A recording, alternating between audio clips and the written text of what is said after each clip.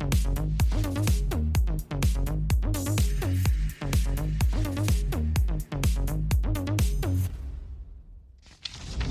to Truish, your soft news bulletin delivered hot off the press to you by me, Daisy Maskell. And joining me as my expert correspondent is Dee Allum. Hello. Hello. How's it going? I'm good. How are you? I'm well. I'm excited. Are you a summer person yourself, or are you a winter baby? I think I am a summer person. Although I think that until it gets to like 26, 27. Yeah. And that's sort of my limit.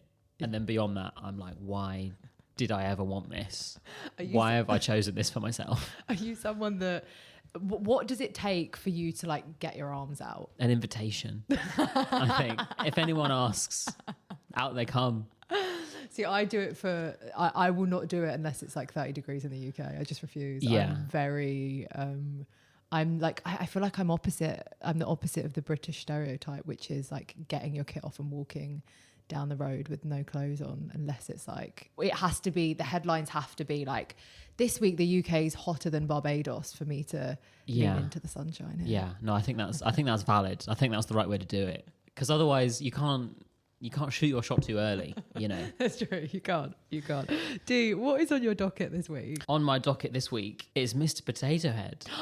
Wait, what is Mr. Potato Head up to? I haven't heard of Mr. Potato Head in so long. Because Mr. Potato Head got married, didn't he? He did get married. And he has a wife, Mrs. Potato Head. He does have a wife. This is quite a specific Mr. Potato Head that I'm referencing. This is the Mr. Potato Head who lives in Derbyshire. Oh.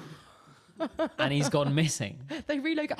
He's missing. Oh. Mr. Potato Head's been kidnapped. Stop it right now. Give me this whole story. A 2 metre tall... Firstly, that's loads. Like, that's so many meters for a Mr. Potato Head.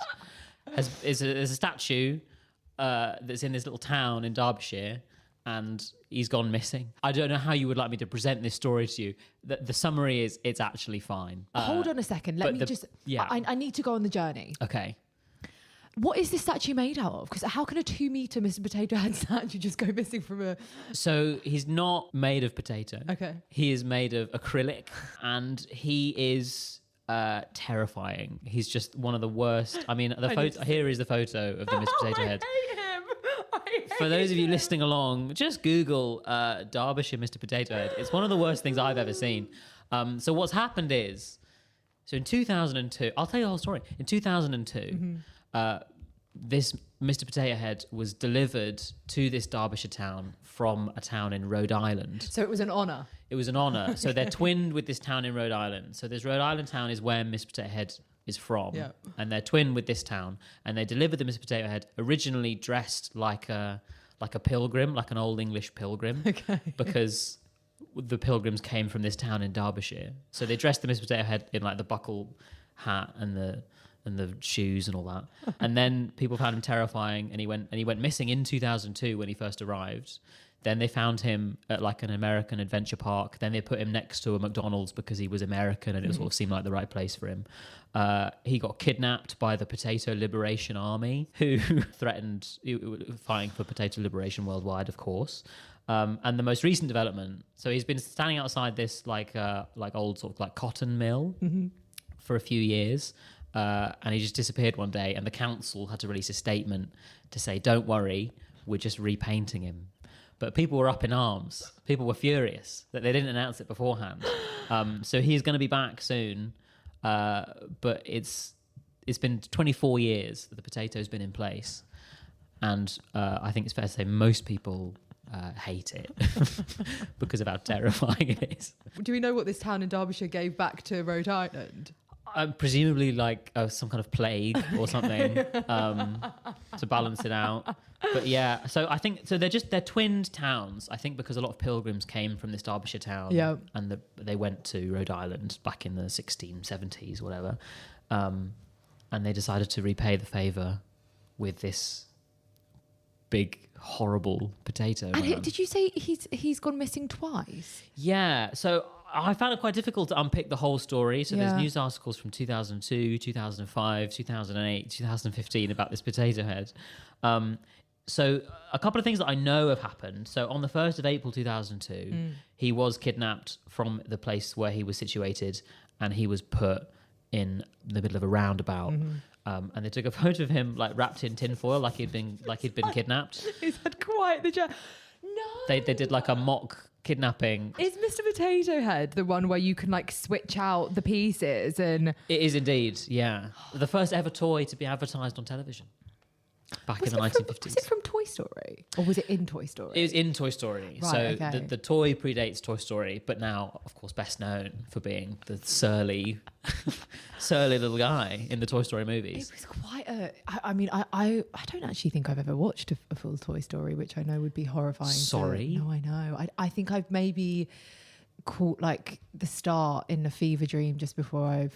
Like it's a film that I would have only have put on to fall asleep to, which is terrible. What do you mean? What do you mean? What do you mean? Like it's just something that I've never. What else have you been doing? Do you know if not that? I was a very serious child. I didn't play with toys as a child. But Toy Story is a movie. There's no toys, and you don't have to do that as well. So I feel like there was just like not really a level of relatability to me as a kid. I didn't play as a child. You didn't play. I didn't play. I feel like this needs to be. I feel like I should be a psychologist. You didn't play at all. I didn't play. I didn't really do toys. I think I had a very adult mind. I was An adult mind in a child's body. Yeah, Truly like, horrifying concept. I liked a board game, but having like toys and that Toy Story was just not a film that I found relatable or interesting. So I've never actually seen it. And a lot of kids' toys I actually look at and I find quite terrifying. I don't have any sense of like endearment towards. Sure. I mean, the potato head, as we've discussed, is horrendous. Plastics. But the idea that you never played with any toys at any age. No.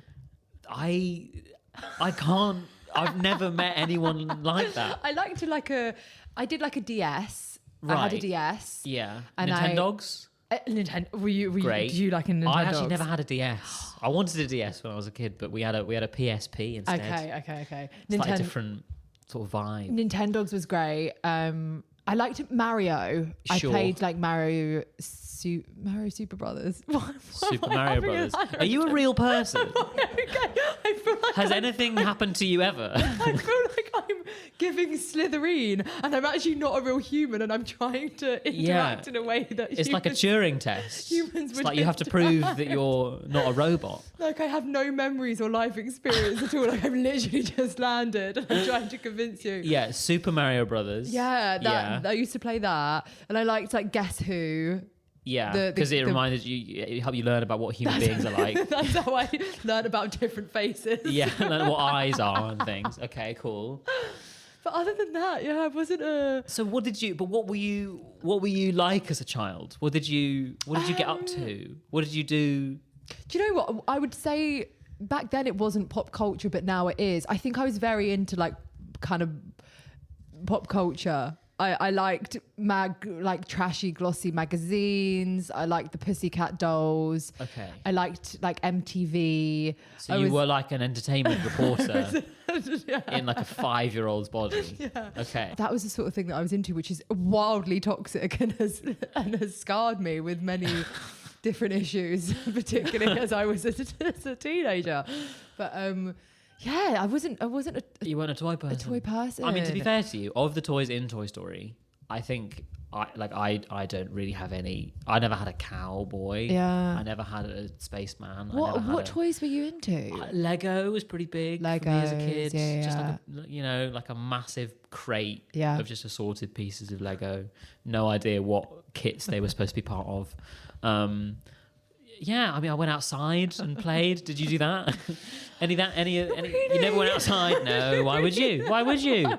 There's no magazines outside. There's no Pussycat Dolls outside. I was such a big Pussycat Dolls fan. They had a spin-off series. It was fantastic. It was called The Pussycat Dolls Presents Girlicious. It was on MTV. I loved like a music channel. Yeah. Reality. I went through a period when I was about 10 of just watching MTV all day and watching like the countdowns. Yeah. So I have an incredibly good knowledge of music. Yeah. For about 6 months in 2007. Oh, 2007. Okay. Yeah. So like, what's that song? You're the One by what's his name? Oh, I can't believe I've picked the area. 2007. You're the one. What's the? I don't know if I can sing it for What's the copyright artist? reasons. Well, that is the question. It's like, I don't understand how You're number one. Tinchy Strider It was featuring... Tinchy Strider. That was a great era of music. What an era. From like, I want to say from like 2007 to, do you know what? You could even push it to 2012 in the UK. Music was quite incredible. The music videos just... Yeah. What a vibe. My girlfriend has recently become obsessed with the music video for, I think it's called Hardest by will.i.am, which I think is from about that time. It's will.i.am featuring, get this, J-Lo, hello. And then at the end of the song, Mick Jagger turns up. And genuinely, if you're listening to this podcast right now, stop what you're doing and go and watch the music video for Hardest by will.i.am. It is the worst thing you will ever see in your entire life. One of the lyrics is, "This beat is the shit. Feces." He just says the word feces.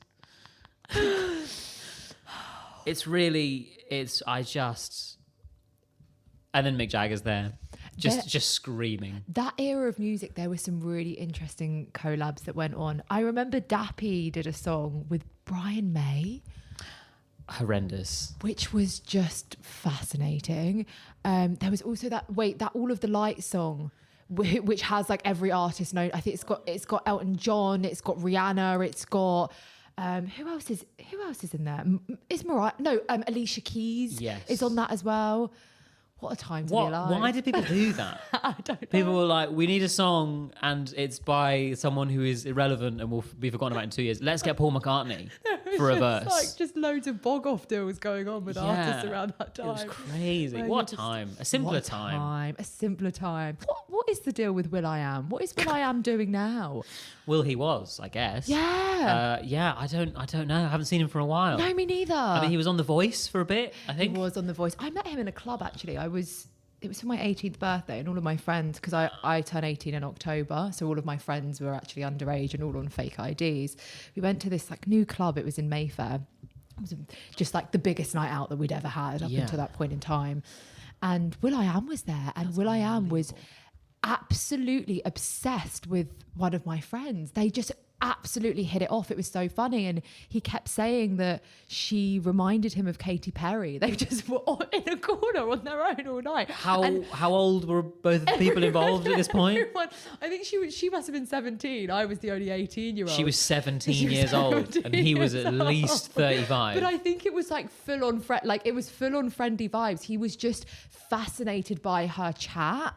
And he just would not talk to anyone else that night. Everyone was like trying to interact with him. Like, obviously it's will.i.am in a club in Mayfair. You know, he was the hot commodity, and he was just would not speak to anyone else. So bizarre. Was he there on his own? I think he was there. No, I think maybe he was there with, I don't know, some sort of entourage, but he just was not interested in anyone else other than my friend that evening. Other than your 17-year-old friend? Okay. I think you're spinning it as well as you possibly can in favour of will.i.am. There's a much worse version that involves the police, I think. She does have really, really good chat. They just seem... Do you think that she's like Katy Perry? From what you know about your friend, is that anything you'd ever noticed before? Maybe they have similar... Like the Katy... I don't know what Katy Perry's really up to now. She went up to space, didn't she? She went did, up to... Yeah. As will.i.am does in the music video for The Hardest. That's where he meets Mick Jagger. You really got to check it out. I really need to say it. Oh God, that's brought back some memories, I tell you.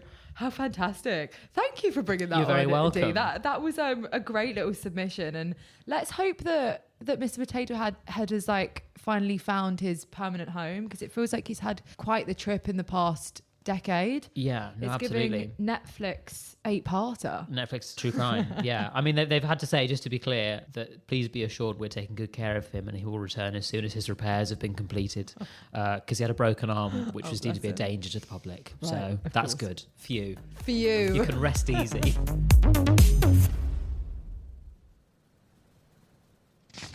See, this is what was on my docket this week. I want to get your thoughts on this.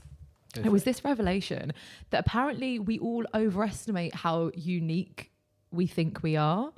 So it's now been proven that people think other people care more about their stories, opinions, achievements, and daily lives than they actually do. How do you feel about this news? I think that's true for everyone except me, honestly. I think, and that's I think that we as people currently on a podcast are the worst people to possibly make a judgment about whether that's true, because we've come to a room to talk about things, assuming that people are going to be interested to hear what we have to say.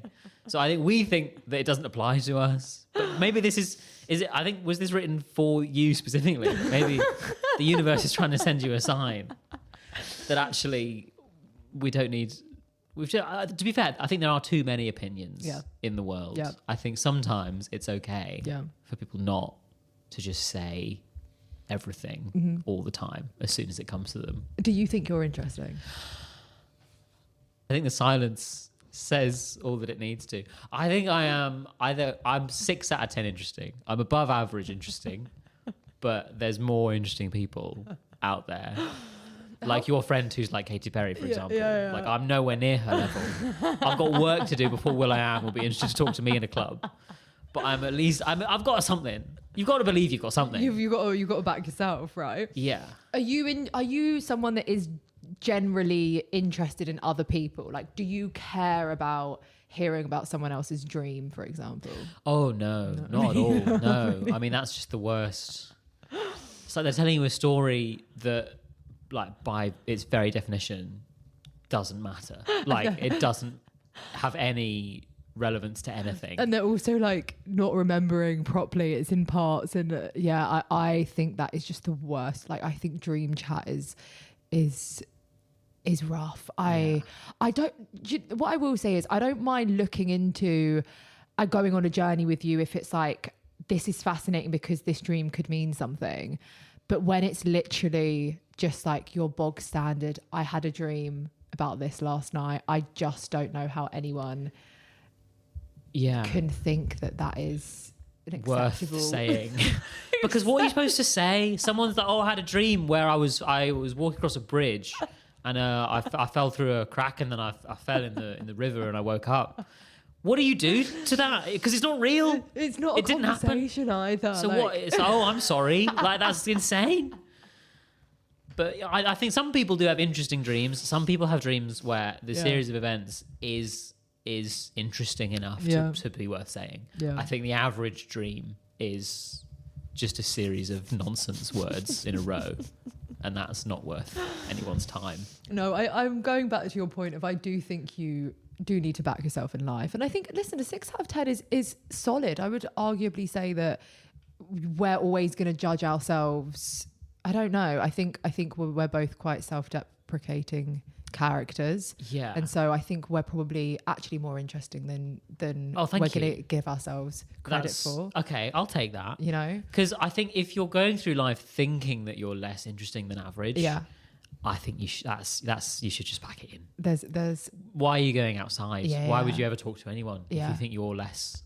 If you're just, you've got to back yourself. Yeah, I think there's an element of like ignorance is bliss with certain things too, and I'm happy to think that other people find me interesting, but dream chat is just off the table. Yeah, I draw the line there. No, I think that's fair.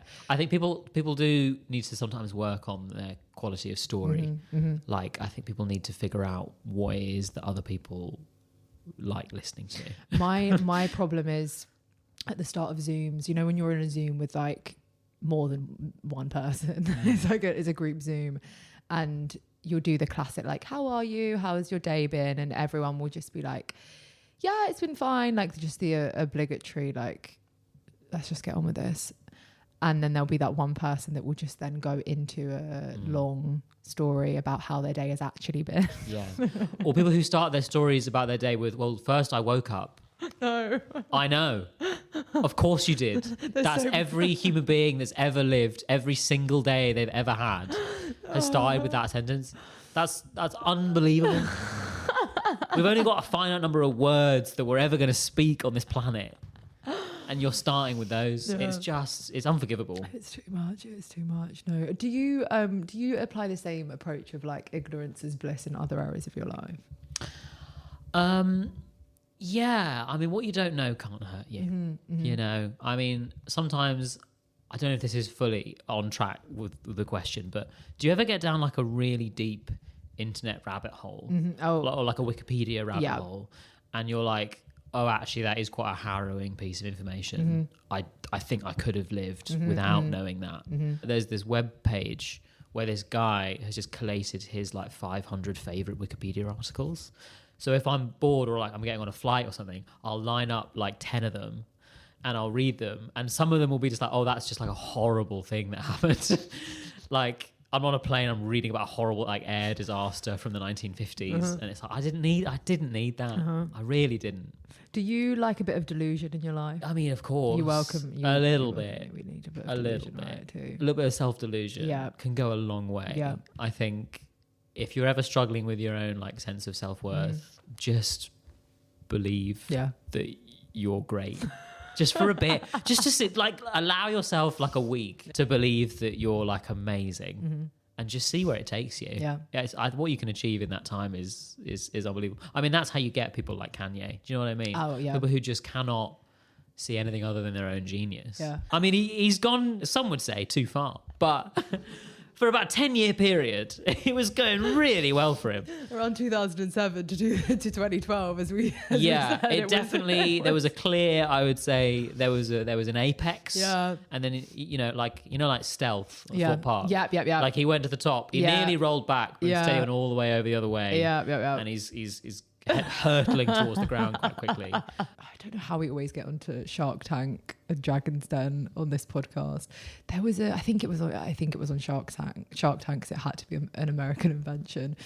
I remember watching an episode a couple of weeks ago of someone that had invented mirrors that they were selling to stores, like it was like selling to retail, that would make you look skinnier. So they'd put them in the changing rooms of certain stores to make you look skinnier so that people would buy more clothes, which is like... In what way is that a company? Like, that's just like a slightly concave mirror. Which is like quite a wild marketing. Is that a real thing? It's a real thing, yeah. But would people not look in the mirror and be like, my head is so long? Yeah, so it would make you, you could buy them yourself if you wanted to like have one in your own, I don't know, bedroom. If you wanted to just be like, this is what I'm just going to tell myself that this is the truth. Yeah, but they were really interested, the sharks, in the possibilities of like stores implementing this into their changing rooms. But the idea that this is like an invention, like you can just take a mirror and bend it a bit. That's not a company. That's just it's just like moving a screw. Yeah.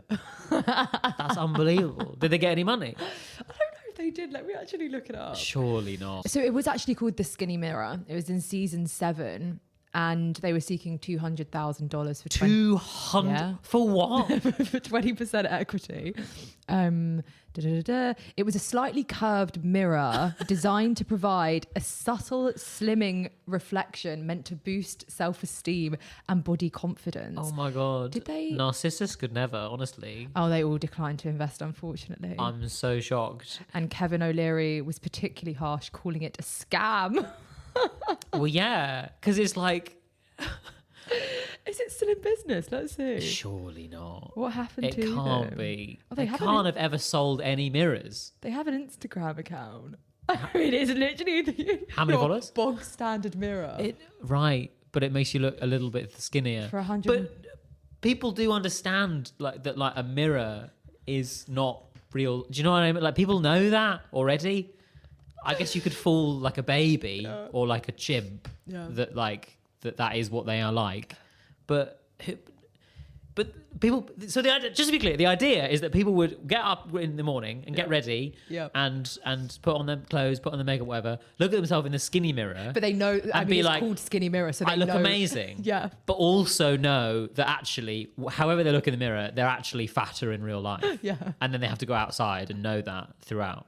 But they've paid money to look skinnier to themselves for 5 seconds. I think Kanye has a skinny mirror. Oh yeah, Kanye has a skinny. I think Kanye, wherever he looks, he sees a skinny mirror. Yeah. Like this is to Kanye, every mirror is a skinny mirror. How much does it cost? How much? I've just seen. I mean, on their Instagram, they're saying they're retailing for $129 I mean, to be fair, I don't really know how much a mirror costs. I know, right. So maybe that's fine. Yeah. But it is just like a worse mirror. Because you want a mirror to reflect the thing that it's looking back at, not to just pick something else. That's unbelievable. But I mean, if you had a bit of that self-delusion, just a tiny little smidge of it, could be helpful. Yeah, you'd be the consumer. Dee, I also want your thoughts on this before you go. A study where researchers asked participants to think about an abusive boss. Some participants were then given an online voodoo doll, and those who used the voodoo doll reported a greater sense of justice and felt justice had been restored, and showed reduced feelings of unfairness compared to those who were not given that retaliation opportunity. Wow. And so off the back of this, people are saying, should we be introducing voodoo dolls into, I guess, our day-to-day working life, so that if you have an issue with a colleague or a boss, you can vent that frustration, take that frustration out on that, because it seems to be effective. Yeah. How do we feel? I'm fully supportive of that. You know, like those rooms where you can go and just like smash up TVs? Yes. Have you been to one? I have not. But I've seen people, and it looks great. Yeah. They look like they're really getting something out. Yeah. I think it doesn't even have to be like a voodoo doll. I think it could just be any object that you're just able to destroy and just feel like God for a second. I love that they specified it was an online voodoo doll as well. Yeah, what does that mean? I think you just literally click a button and it just sticks pins. It just kills robots. It's just... I don't know if that would give me the same satisfaction, to be honest. Yeah, there was a game. This is such a deep cut. There was a game on like Miniclip in, I want to say like 2006 that was like kill your buddy, and it was like a little guy who had like 2 arms and 2 legs, and he was just like circles, and he would like dance around or whatever, and then you could like shoot him with a gun. My God. Or like explode him with a rocket, and he would just like be sad. And it sounds like that. And that helped me as a child, because I never killed anyone as a child, and maybe I would have if I didn't have that kind of outlet, if I didn't have that sense of justice. Were you a Sims kid? No, I had people, my friends had Sims, and when I'd go around their house, they would play it, and I'd be like, that looks sick. Yeah. That looks so good. I was a Zoo Tycoon kid. Oh, what was that? It was like Sims, but with animals, I guess. Okay. You would like build a zoo. You would have like little like enclosures. You would have to fill it with the right like foliage and the right food for the right animals. You could put animals in the same enclosure, and some of them would get on and some of them would kill each other. So did that get abusive as well? Oh yeah. There was a talk about sense of justice. Nothing more fair than than Mother Nature. I don't know. Yeah, there was like a dinosaur expansion pack, right? And you could just like delete the fence of the dinosaur, and they would just get out and they would terrorize everyone. It was amazing. It was. In fact, what am I doing here? I could be playing Zoo Tycoon right now. So, because I never played Sims, but I hear that the classic methods of torture were like bricking up the walls or something, right? What else could you do to them? Like, could you set them on fire? Set them on fire, put them in the swimming pool, and take the ladder out, and they die of exhaustion. Yeah, that was a big one. Okay. You just don't wash or feed them forever until they die. So what was this? What is it? Sorry, what was it? Zoo Tycoon. What was Zoo Tycoon's equivalent of like bricking up the windows or taking the ladder out of the swimming pool? I guess it was you just don't. Well, so you can do various things to the. You could just leave the animals to die, and that's quite sad. Or you can like terrorize the guests in some way. Like you could have rides and stuff, and you could just make the rides like unsurvivable. Right, okay. That would be good. Yeah. Or just like release the animals, or like click and drop the guests in the shark tank, that kind of thing. Just just fun kid stuff. It did it for you. Yeah. It really. I mean. Either it's made it worse or it's made it better. Ultimately, it's impossible to know. It's definitely affected me deeply in some way. It's out of the system. What was your first job, Dee? I worked for Pure Gym. Okay. I would go around the country to different Pure Gyms and do surveys of Pure Gym members to see if they were enjoying their gym. And I have never been to a gym in my life. So I was the last person on the planet that should have been doing this job.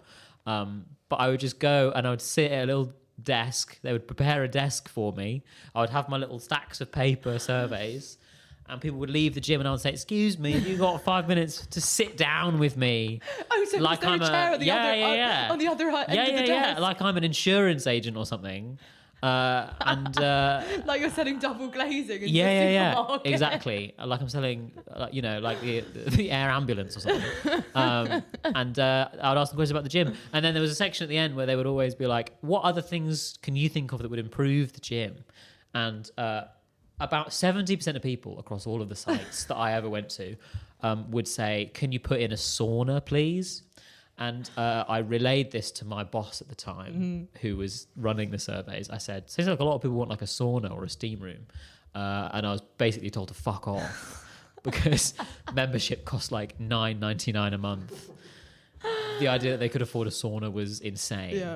But people, listen, the heart wants what the heart wants. I love it. Like, what is it? Champagne taste, lemonade. What is it? Budget? I don't know. I love it. Yeah. I love that. That is. They were like, "I don't want to pay anymore, and in fact, it's too expensive. But could you add or a swimming pool?" Actually, that was another one that got quite a lot. And it's like we're in like a 1-story building in Birmingham. Like, where is the swimming pool going to go? Oh, sorry, that is hilarious. When you said that you were surveying people, I was trying to. My immediate thought was that you were doing it whilst they were working out. Like you were walking up to someone on a treadmill and just trying to get their feedback on their pure gym experience. I think that the desk is. I think that going up to them when they were working out, that is a more pure sort of reflection of how they're finding their experience. Like that's when you get the truth. I think when someone's exhausted. Yeah. But yeah, no, I was sat at my little trestle table. That is hilarious. Sutton Coldfield was my least favourite one. I went to the Pure Gym in Cambridge, which is just after I graduated there. So a lot of people there were people that I'd gone to university with, and then I was sat there with the trestle people just watching them work out. And then they left, and I was like, "Can you do my survey, please?" And they said, "No, I'm busy, actually." Oh dear. It's really tough. That's a really great first job experience, I tell you. Thank you so much. What have you got? I'm glad something good has come of it eventually. It's only taken a decade. What have you got coming up for the rest of the year? Thank you so much for asking. I have got an Edinburgh show. I'm going to Edinburgh this year. It's my second hour-long show. It's called Raumdeuter. It is about two things. It's about football and sort of about England at the World Cup, and it's also about transgender surgery. So I'm going for sort of, no one will like everything about it, but everyone will like at least or be able to relate to one thing about it. I'm sort of spreading myself quite thin, I would say. But yeah, Edinburgh Fringe, very excited. I think it's going to be really good. I am on the 5th till the 29th, I want to say. Okay. So every day of the Fringe, apart from the 18th, because I'm lazy. 4:10 p.m, Pleasance Courtyard. It'll be a lovely time. Oh, I'm also doing a trans sort of fundraiser gig in London at the Pleasance in, where is it? Sort of Islington Way. On the 20th of July. We've got Nish Kumar, Sarah Keyworth, Rosie Jones, Sarah Pascoe. It's a great lineup. So a little plug for that as well, because if you're in London on the 20th of July, it'll be great. Those are the main things. Those are some fantastic summer plans. Thank you very much. No, I'm excited. It's going to be amazing. Dee, thank you so much. Thank you for having me. It's been wonderful.